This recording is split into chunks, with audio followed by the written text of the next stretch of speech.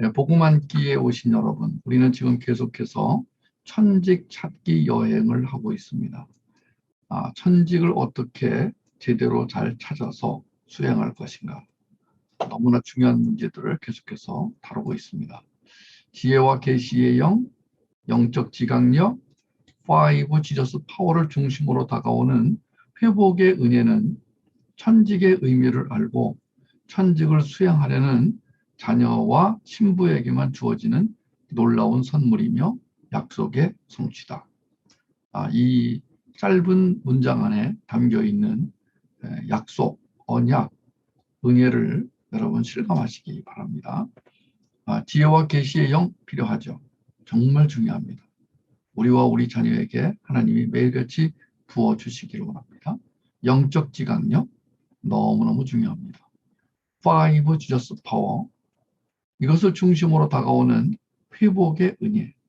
우리가 날마다 주님의 성품으로 바뀌어 주님의 성품을 가지고 살아가는 것, 그것을 회복이라고 합니다. 그 은혜가 천직의 의미를 알고 천직을 수행하려는 자녀 신부에게 주어지는 하나님의 놀라운 선물이며 이미 성취된 약속이다. 약속의 성취다, 성취된 약속이다. 같은 말이죠. 오늘 많은 부모님들이 치유와 회복의 개념부터 헷갈려 하는데 저는 그것을 굉장히 심각한 문제로 보고 있습니다. 치유와 감정의 문제를 다룬다면 회복은 성품의 문제를 다루는 것부터가 다르기 때문입니다. 천직 여행을 제대로 하기 위해서는 회복이 되어야 하는데 회복이냐 치유냐, 치유냐 회복이냐, 이것도 헷갈린다면은 조금 문제가 있지 않을까 생각이 듭니다. 왜냐하면은 치유가 단순히 감정 영역에 머무르는 개념이라면 회복은 성품 영역에까지 이르는 개념이기 때문입니다. 성품이 중요한 이유는 그것이 하나님 형상을 대신하는 단어이기 때문에 그래서 중요합니다. 성막 강의 때 하나님 형상에 대해서 우리가 나눴습니다. 이미 성막 강의를 안 들으신 분도 계시고 또 들었다 하더라도 이건 굉장히 중요한 부분이기 때문에 오늘 복습 겸 해서 나눴던 것 중에 중요한 부분을 다시 한번 나눠보려고 합니다. 창세기 1장에 우리는 하나님 형상으로 지어진 존재다라는 말씀이 나옵니다. 26절에서 28절, 창세기 1장 26절에서 28절을 같이 읽어주시면 좋겠습니다. 하나님이 이르시되 우리의 형상을 따라 우리의 모양대로 우리가 사람을 만들고 그들로 바다의 물고기와 하늘의 새와 가축과 온 땅과 땅에 기는 모든 것을 다스리게 하자 하시고 하나님이 자기 형상 곧 하나님의 형상대로 사람을 창조하시되 남자와 여자를 창조하시고 하나님이 그들에게 복을 주시며 하나님이 그들에게 이르시되 생육하고 번성하여 땅에 충만하라 땅을 정복하라 바다의 물고기와 하늘의 새와 땅에 움직이는 모든 생물을 다스리라 하시니라. 창세기 26절에서 1장 26절에서 28절은 정말 중요한 말씀입니다. 그 중에서 하나님이 우리의 형상, 복수를 쓰셨어요. 우리의 형상. 형상은 NIV 성경에 보니까 이미지라고 되어 있네요. 또 우리의 모양, 이 모양은 likeness라고 되어 있네요. 그러니까 이미지와 likeness를 따라서 사람을 만들자. 성부, 성자, 성령이 함께 모여 의논하시고 결정하신 내용이다. 창세기 1장 26절과 27절을 모아서 해석을 하면은 하나의 문장이 나오는데 이렇게 됩니다. 우리는 하나님의 형상과 모양을 따라 지어진 존재다. 하나님이 사람을 창조하시는데 크게 세 가지 특별한 점이 있었다 그랬습니다. 첫째는 다른 피조물을 만드실 때와는 달리 사람을 창조하시기 이전에 하나님께서 성부, 성자, 성령 하나님께서 의논을 하셨다는 거예요. 그런 다음에 하나님의 형상대로 창조하셨다는 거예요. 누구를? 사람을. 창조한 모든 피조물을 하나님 형상을 가진 사람으로 하여금 다스리게 하셨다는 거예요. 자, 요 세 가지 단계를 거쳐서 하나님이 우리를 어마어마한 존재로 만드셨다라는 사실을 다시 한번 확인하시기 바랍니다. 정말 어마어마한 존재예요. 이 어마어마한 존재가 참 꾀죄죄 해가지고 이 어마어마한 존재가 별것 아닌 존재가 돼가지고 오늘도 이리 치이고 저리 치이고 이리 굴려지고 저리 굴려지는 그런 모습으로 살아가고 있는 것은 너무 안타깝습니다. 우리가 지금 어떤 형편에 있든지 어마어마한 존재로 지어졌습니다. 잊지 마시기를 바랍니다.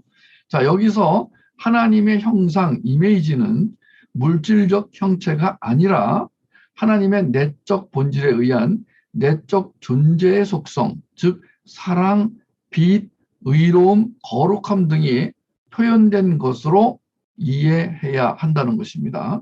그러니까 하나님의 형상을 가졌다. 그러면 하나님도 나처럼 눈이 두 개, 콧구멍이 두 개, 뭐 입이 하나, 뭐 귀가 둘 이렇게 이해하시지 말고 하나님 안에 있는 본질, 속성, 즉 사랑, 빛, 의로움, 거룩함 이 네 가지는 신학적으로 굉장히 중요한 개념입니다. 하나님의 속성, 하나님의 본성을 이해할 때 이 네 개의 개념은요 굉장히 중요한 개념입니다. 그러니까 잘 알아두시는 게 좋습니다. 우리 안에 하나님의 존재의 속성이 들어있다. 그것은 빛이요, 사랑이요, 의로움이요, 거룩함이다. 이것은요 하나하나를 묵상할 때마다 정말 어마어마한데 잘 묵상되지가 않습니다. 우리는 이것을 아주 가득히 잊어버려가지고 마치 그 고향 생각이 안 나고 마치 그 자기가 어디 사는지도 모르고 내가 누구예요? 라고 물어보는 것처럼 완전히 기억 상실증에 걸려가지고 생각이 안 납니다. 참 너무 안 됐어요. 그러다가 이제 예수를 믿으면 생각이 날 때가 있고 안 날 때가 있고 깜빡깜빡하게 됩니다. 그러다가 이제 예배를 드리면은 메시지를 들으면 복음을 먹으면은 그거구나 라고 다시 생각이 나는 수가 있습니다. 오늘 여러분들이 그렇게 생각이 나길 바랍니다. 내가 맞아 이런 존재였지. 내가 어마어마한 존재였지. 또 하나님의 모양으로 창조되어졌다 할 때 라이크니스, 하나님의 모양으로 창조되어졌다. 이 말은 빌립보서 2장 6절에서 8절을 통해서 그것이 어떤 내용인지 어떤 의미인지를 묵상해 볼 수가 있습니다. 자, 빌립보서 2장 6절에서 8절 같이 읽겠습니다. 그는 근본 하나님의 본체시나 하나님과 동등됨을 취할 것으로 여기지 아니하시고 오히려 자기를 비워 종의 형체를 가지사 사람들과 같이 되셨고 사람의 모양으로 나타나사 자기를 낮추시고 죽기까지 복종하셨으니 곧 십자가에 죽으심이라. 그러니까 창세기와 빌립보서에 있는 그 내용을 요약하면은 아까 말씀드린 대로 사랑, 빛, 거룩함, 의라는 네 개의 단어로 요약할 수 있다. 집약할 수 있다. 근데 이것은 여기에만 나오는 것이 아니라 성경 여기저기에 나와 있다. 요한일서 4장 8절, 요한일서 1장 5절, 요한계시록 4장 8절, 예레미야 23장 6절 등에 나와 있습니다. 그러므로 우리는 하나님이 어떤 분이신지 그 하나님의 속성, 하나님의 본질을 이해하고 알아보는 게 중요합니다. 왜냐하면 내가 뭘 가지고 있는가 그걸 알아야 될 거 아니에요. 내가 어떤 존재인가. 도연아, 너는 그냥 우연히 태어난 존재가 아니야. 참 우리가 학교 다니면서 회사 다니면서 또는 예수님 안 믿는 사람들과 이야기하면서 참 곤란할 때가 많습니다.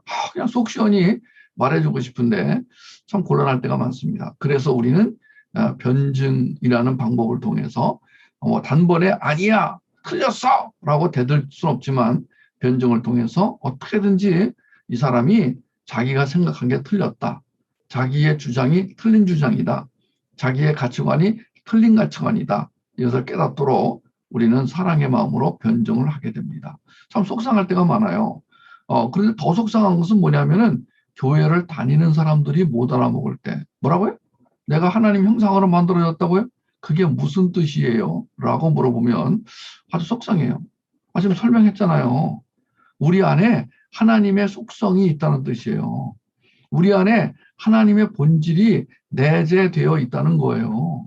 그게 뭔데요? 아가페 사랑이요. 빛이요. 거룩함이요. 하나님의 의예요. 이렇게 말해주면 그렇군요. 이렇게 반응하면 얼마나 좋겠습니까? 우리 옛사람이 하나님의 형상을 따라 창조되었으나 죄로 인해 하나님의 생명과 본성을 잃어버린 채 태어납니다. 자, 우리는 이 세상에 태어날 때 이걸 잃어버린 채로 태어납니다. 그러다가 예수님을 나의 구세주구나. 예수님이 나의 구세주구나 라고 인식하고 인정하고 믿고 영접하는 그 순간 예수 그리스도로 인해 새로운 생명체로 거듭나는 그 순간 그럴 때 하나님의 은혜에 따라 재창조가 되어지는 것이다.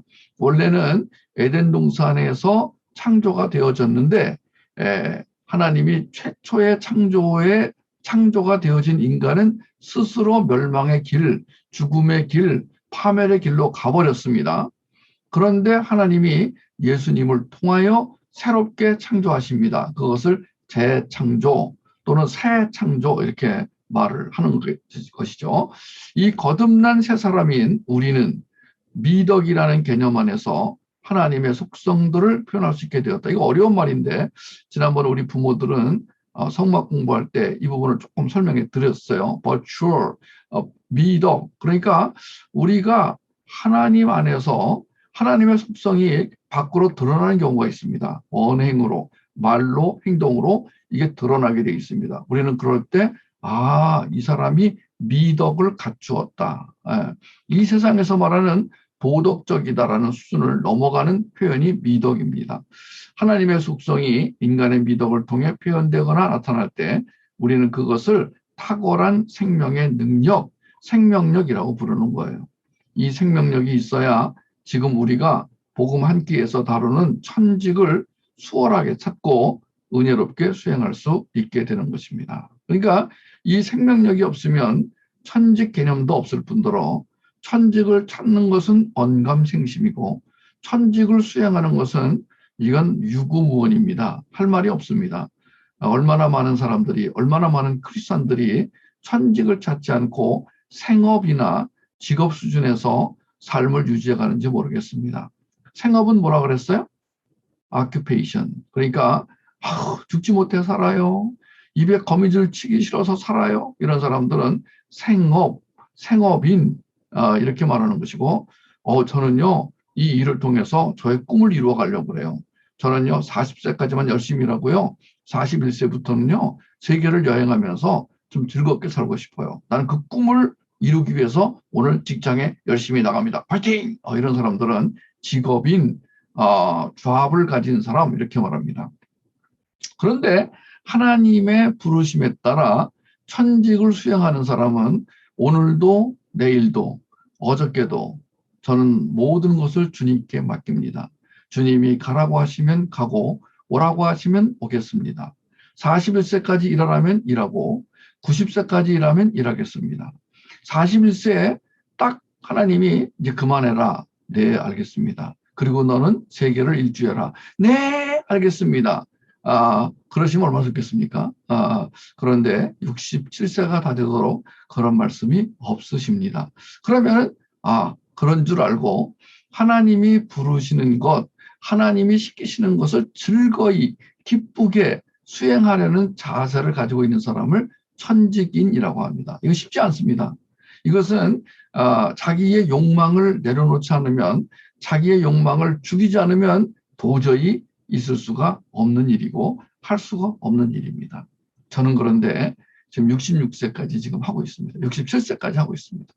오늘 병원에 갔더니 독감 주사 맞아도 되나요? 그랬더니 아니 아버님은 공짜 독감 주사가 있는데 왜 돈을 내고 맞으려고 그래요? 그렇습니까? 그러면요 국가에서 65세 이상은 공짜로 맞춰줘요. 그렇습니까? 그래도 돈 내고 맞을까요? 그래도 공짜보다는 돈 내고 맞는 게 좋지 않을까요? 아니에요. 삼성하고 LG하고 비슷해요. 돈 내고 받는 게 삼성이라면 공짜로 받는 건 LG예요. 그렇습니까? 그런데요, 나이가 밀려가지고 지금 66세, 만 66세는 21일 이후에나 오시래요. 그래서 고민하다가 또 4만 원 벌었구나. 그러고 왔습니다만은 제가 오늘 또 병원에서 내가 한국 나이로 67세구나를 다시 확인하게 됐어요. 만약에 간호사가 말 안 했으면 27세인 줄 알았을 거예요, 내가. 굉장히 그 마음의 나이로 내가 살다가 육체적으로 67세라는 거예요. 그런데 또 어떻게 보면 지나간 세월들 너무 빨리 지나가 지금. 아니 벌써 10월 13일이래. 아니 세상에 이렇게 빨리 시간이 지날 수가 있어요? 정말 눈 탁 뜨면 한 달 지나가고 눈 감으면 또 한 달 지나가고. 그런데 감사한 게 하나 있어요. 아쉽지만은 감사한 게 있어요. 뭐냐면은 이 나이 되도록 천직을 수행하게 되어서 감사합니다. 우리가 이 세상에 살면서 주님이 부르시는 일을 하면서 또 맛있는 것도 먹고 또 여행도 다니고 그리고 참 인생이 막 즐거운 그런 이벤트가 막 벌어지고 하는 것마다 잘 되고 그러면 얼마나 좋겠습니까만은 천직은 특징이 뭐냐면은 내가 원하는 대로 되지 않는 특징이 있다. 천직은 주님이 원하시는 대로 되어가는 원리가 있다. 그러면 주님은 나의 원대로 해주지 않으려고 하신다. 많은 부분. 왜냐하면은 내가 뭘 원하는 거는 하나님이 속속들이 아신다. 내가 뭘 원하는 것은 그것이 욕망에서 나온 것이라는 것을 하나님이 너무도 잘 아시기 때문에 내 기도, 내 꿈을 들어주려고 하면은 내가 점점 나도 모르는 사이에 욕망 덩어리가 될까 봐. 그래서 저는 가장 좋은 자세는 yes sir 하고 하나님이 오너라 yes sir, 가거라 yes sir, 일어나거라 yes sir, 잠을 자라 yes sir 이렇게 언제든지 주님 앞에서 yes sir 하고 살아가는 그게 천직인의 자세다. 하나님이 혹시 이 일을 하다가 저 일을 하라고 바꾸셔도 yes sir. 하나님 혹시 여기서 살다가 저기로 가라고 해도 yes sir. 여러분 우리가 주님의 부르심에 응답해 사는 그 삶, 그걸 살려면은 회복이 돼야 됩니다. 만약에 거듭난 후에도 예수 그리스도의 생명력으로 충만하지 않으면 천직에 대한 관심이 없어요. 부르심의 소망은 온데간데 없어져요. 그리고 욕망에 따른 생업이나 직업인으로 전락하고 말아요. 그야말로 동물 수준으로 살게 되는 거예요. 거듭난 사람이 천직 개념이 없으면 동물 수준의 삶을 사는 거예요. 동물도 생명이 있고 동물도 의지가 있고 동물도 나름대로 취미생활이 있어요. 제가 댕댕이들을 보니까요. 걔네들도 IQ가 있더라고 보니까. 걔네들이요. 아무 생각이 없는 애들이 아니에요. 걔네들이 사람을 기쁘게 할 줄도 알고 걔네들이 나름대로요. 아주 굉장히 참 똑똑해요. 그런데 하나님이 사람과 동물, 사람과 식물, 사람과 기타 생명체를 완전히 다르게 만드셨어요. 오직 사람에게만 하나님의 형상을 넣어주셨어요. 하나님의 본성을 넣어주셨습니다. 그런데 에덴 동산에서 하나님 말을 안 듣고 하나님을 배반함으로 말미암아 그 하나님의 형상이 완전히 깨져버리고 말았습니다. 완전히 망했습니다. 망하는 것도 아주 완전히 망했습니다. 완전히 다 죽어야 됩니다. 그런데 그 중에 얼마를 하나님이 구원하시기로 작정을 하십니다. 구원하시기로 예정을 하십니다. 그리고 그 사람들을 부르십니다. 그래서 그들을 구원 얻게 하시고 그런 다음에 천직을 수행하도록 부르시는 거예요. 자, 구원회로 부르시고 천직회로 부르시는 거예요. 이 두 개의 부름에 응답받은 사람은 너무 좋아가지고 내가 드디어 하나님에게 부름 받았다. 하나님이 나를 부르셨다. 나는 하나님이 왜 불렀는지 안다. 라고 살아가는 사람이 진짜 거듭난 그리스도인, 하나님의 백성, 천직인이라고 말하는 거예요. 여러분 하나님의 형상을 잃어버리면 우리에게 나타날 수밖에 없는 것은 슬픔이에요. 우리에게서 드러날 수밖에 없는 것은 아픔이에요. 괴로움이에요. 허무함이에요. 사도 베드로는 베드로후서 1장 6절에서 이렇게 말씀했어요.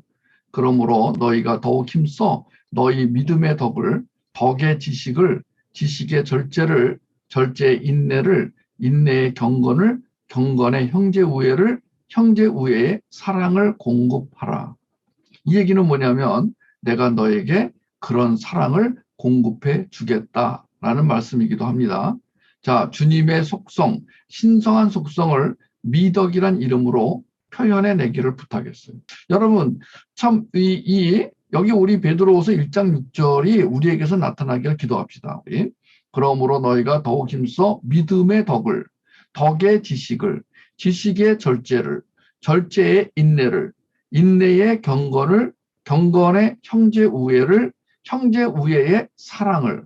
여러분, 이게 미덕이에요. 이것은 진리는 아니지만 하나님의 속성이 우리 안에 들어와서 인간의 미덕으로 드러나는 것들을 열거해 주신 거예요. 예, 그러니까 겉으로 볼 때는 우리가 상냥하고 친절하고 예의 바른 사람으로 나타날 수밖에 없어요. 그런데 그것은 일반인이 말하는 교양과 도덕, 윤리 이 수준을 넘어가는 거예요. 왜냐하면 예수의 생명에 의한 것은 이 인간 세상에 있는 것들을 훨씬 초월해 버리는 거거든요. 그래서 우리의 미덕이 주님의 사랑으로 표현되고 주님의 신성한 속성인 사랑이 우리의 미덕으로 표현이 될 때 예수를 안 믿는 사람들, 예수를 믿는 사람을 포함해서 그들은 우리를 통해 하나님의 형상을 보게 될 것이 분명합니다. 바로 이것이 천직 개념을 알게 해주신 목적이기도 합니다. 하나님의 신성한 본성, 이 말을 잘 기억하세요. 하나님의 신성한 본성을 잘 기억하세요. 왜냐하면 우리가 이거를 갖기 위해 오늘도 훈련을 받는 거예요. 여러분이 이 땅에서 어떤 훈련을 받는다, 그러면 목적이 뭐냐면 하나님의 신성한 본성, 신성한 성품, 신성한 본성. 자, 이 성품은 캐릭터인데 여기서는 natural, divine natural이라고 이렇게 되어 있다고 그랬잖아요. 지난번 말씀드렸죠. 이 natural, 이거는 본성입니다. 하나님의 신성한 본성이 나의 죄의 본성과 이렇게 맞바꿔집니다. 내 안에는 죄의 본성이 있습니다. 나는 태어나면서 마귀의 자식으로 태어납니다. 나는 죄의 본성을 가지고 태어납니다. 그런데 나의 본성이 주님의 본성과 익스체인지 됩니다. 이렇게 교환됩니다. 그 순간 나는 내가 가졌던 이 죄의 본성은 버려지고 없어지고 사라지고 하나님의 본성, divine nature, 신성한 본성을 가진 자가 됩니다. 그 인격의 본성과 본질의 본성과 표현의 본성, 인격, 본질, 표현, 어려운 말입니다. 우리 자녀들은 이해하기 어려운 말입니다. 이것이 우리에게만 주어진 거예요.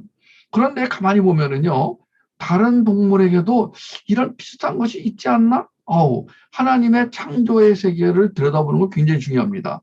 하나님이 이 세상을 창조하셨다라고 생각하는 것은 모든 성경적 세계관의 기초입니다.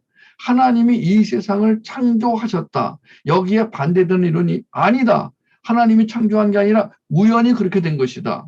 여러분, 하나님의 창조의 눈으로 보면은요, 어마어마한 아름다움이 거기에 기가 막힌 것이 오묘한 것이 들어있어요. 원앙이 엄마가 원앙이 알을 저 높은 느티나무에 놨습니다.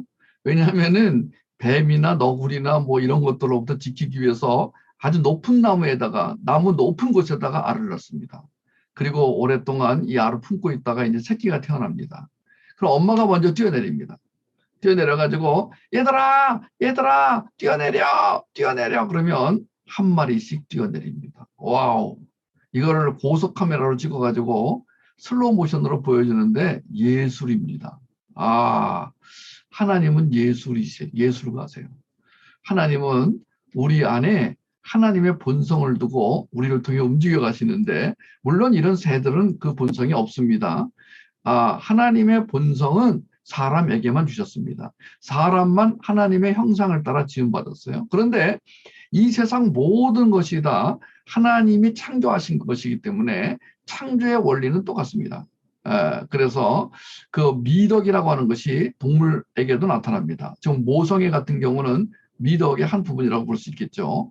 어떻게 이렇게 동물들도 새들도 자기 새끼들을 잘 보호하고 새끼들을 아끼고 사랑하는지 하나님이 그걸 설계하지 않았다면 도저히 있을 수 없는 하나님의 창조의 모습을 볼 때마다 웃음이 나와요. 예, 그러면서 저렇게 새들도 이렇게 아름답게 예쁘게 만드셨는데 우리는 오죽도 오묘하고 신비하게 만들었을까? 하나님, 내 안에 있는 그 하나님의 형상을 바로 보게 하여 주십시오. 하나님, 그 형상대로 살게 하여 주십시오. 혹시라도 형상을 잃어버리지 않게 하여 주십시오. 우리 자식들이 이 하나님의 형상을 잃어버리고 엉망으로 살지 않게 도와주십시오. 이런 기도가 저절로 나와요. 하나님은 우리 안에 하나님의 본성을 두고 우리를 통해 움직이십니다. 사실은 천직을 찾고 천직을 수행하는 과정에서 이게 경험돼야 돼요. 저는 천직을 수행하면서 이게 경험이 되는 거예요. 그러니까 이렇게 67세가 되도록 이렇게 수십 년 동안을 같은 일을 해도 지루하지가 않은 거예요. 힘들지가 않은 거예요. 우리 안에서 육적인 에너지는 딸리지만, 그리고 우리의 주변 상황에 따라서 일이 일비하게 되지만 우리 안에 변함이 없는 게 있습니다. 그것은 뭐냐면 하나님이 주신 성품, 형상, 속성, 본질을 인식할 때마다 말할 수 없는 안정감, 말할 수 없는 소망이 생기는 거예요. 나의 실수, 나의 잘못으로 인해서 내 생활이 엉망이 돼갈 때가 있어요. 뭔가 이렇게 잘못하고 판단을 잘못해가지고요. 막 그냥 엎친 데 겹친 격으로 막 그냥 설상가상으로 막 일들이 꼬이는 경우가 있습니다. 그럼에도 불구하고 놓치지 않아야 할 그것은 뭐냐? 자, 이겁니다. 하나님은 우리 안에 하나님의 본성을 두고 우리를 통해 움직여 가신다. 잊지 마시기 바라요. 하나님이 우리를 통해 말씀하시며 우리를 통해 이 세상을 축복하시기 원하세요. 그러므로 우리는 신의 성품을 가진 자로서 소망의 진리를 운반하고 변증할 수 있는 축복의 통로라고 선언할 수 있는 거예요. 요한일서 5장 11절에서 13절 같이 읽겠습니다. 또 증거는 이것이니 하나님이 우리에게 영생을 주신 것과 이 생명이 그의 아들 안에 있는 그것이니라. 아들이 있는 자에게는 생명이 있고 하나님의 아들이 없는 자에게는 생명이 없느니라. 내가 하나님의 아들의 이름을 믿는 너희에게 이것을 쓰는 것은 너희로 하여금 너희에게 영생, 영원한 생명, 이터널 라이프, 하나님의 본성, 하나님의 본질, 하나님의 성품이 있음을 알게 하려 함이라. 아멘. 거듭난 사람에게는 하나님의 생명과 본성이 있기 때문에 더 이상 평범한 삶을 살 수가 없어요. 평범하지 않습니다. 여러분과 저는 평범한 사람이 아닙니다. 그러므로 생업이나 직업을 가지고 겨우겨우 입에 뿔칠이나 칠하고 사는 사람이 될 수가 없습니다. 베드로후서 1장 4절 다 같이 읽겠습니다. 이로써 그 보배롭고 지극히 큰 약속을 우리에게 주사 이 약속으로 말미암아 너희가 신성한 성품에 참여하는 자가 되게 하려 하셨느니라. 보배롭고 지극히 큰 약속. 그냥 약속이 아니라 보배롭고 지극히 큰 약속. 그 약속은 무슨 약속이냐면 너희에게 이 성품, 신성한 성품, 디바인 내추럴 이거를 주겠다. 이것에 참여한다 그랬어요. 이것에 참여하는 자가 되겠다 그랬어요. 여러분 놀라운 선물을 받으셨습니다. 여러분과 저는요 하나님에게 정말 서프라이징 기프트, 놀라운 선물을 받았습니다. 여러분이 지금 몸이 아파가지고 아무 일도 못하고 있다고 할지라도 그것 때문에 좌절하지 마십시오.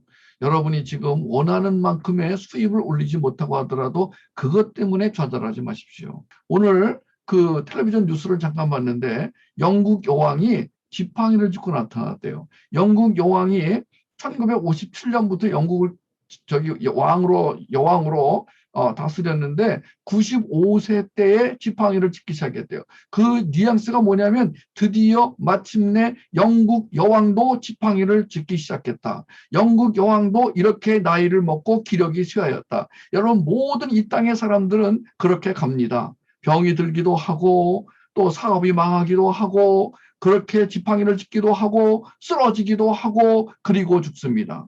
그러나 하나님을 믿는 우리에게는, 예수를 믿는 우리에게는 하나님의 성품, 속성, 본질이 있다는 사실을 잊으시면 안 됩니다. 사실 천직을 찾는 데 있어서 이 우리에게 있는 이 본질, 이 속성을 잃어버리는 것은 천직과 매우 밀접한 것이기 때문에 이것을 잃어버린다는 것은요, 천직을 찾는 것과 아주 밀접한 이 부분을 잃어버린다는 것은 사실 천직에 관심이 없다는 거예요. 예수님 안에서 새로 태어났을 때 우리는 하나님의 신성한 본성으로 교체가 되었어요. 하나님의 생명에 동참한 자가 되었어요. 하나님의 영광을 운반하는 자가 되었어요. 하나님의 은혜의 전달자가 되었어요. 하나님의 의의 표현이 되는 자가 되었는데요. 그게 얼마나 큰 영광인지 알게 되었어요. 자, 같이 읽겠습니다. 자녀들아, 너희는 하나님께 속하였고 또 그들을 이기었나니 이는 너희 안에 계신 이가 세상에 있는 자보다 크심이라. 여러분, 이 세상을 살다가 두렵고 힘들고 무섭고 그런 막 허무한 마음이 들 때마다 요한일서 4장 4절의 말씀을 다시 한번 되새기시기 바랍니다. 거듭난 순간 우리가 하나님의 신성한 본성으로 대체되었다는 사실은 매우 중요합니다. 자, 고린도후서 5장 17절 큰 소리로 읽겠습니다. 그런즉 누구든지 그리스도 안에 있으면 새로운 피조물이라 이전 것은 지나갔으니 보라 새 것이 되었도다. 다시 한번 오늘 이 복음 읽기를 오디오로 듣는 분이시든 아니면 비디오로 참여하는 분이시든 아니면은 뭐 텍스트만 읽는 분이시든 여러분 오늘 이 몇 개의 말씀을 제가 드렸습니다.